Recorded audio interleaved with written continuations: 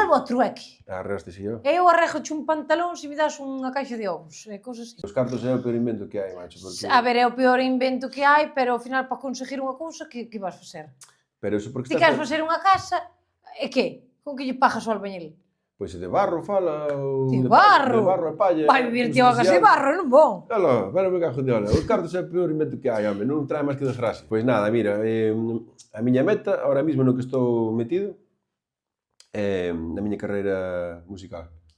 O que estou agora facendo é gravar un disco de 8 cancións, que estou collendo a música tradicional, temas que todo o mundo conoce, o Verdejallo, sabes, temas así tradicionales que todo o mundo conoce da infancia, gallegos, extrapolalos a mezclando con música urbana e sonidos actuales de hoxe, para conseguir sacar os temas, aqueles antigos que nos cantaban as abuelas, que agora traelos como novedad para a xente xoven que igual ainda non os conoce, pero con sonido urbano e que lle entre polas orellas, que é máis fácil.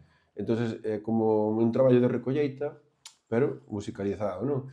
Esa é a miña ilusión. Gostaríame poder chegar un futuro, se iso tuvera éxito, a poder vivir deso, facer os teus conciertos, estar de gira coa túa música. Para mí iso sería un soño, é un lujo, pero non é fácil, é moi difícil. Era unha frase que dicía, se non o intentas ou non...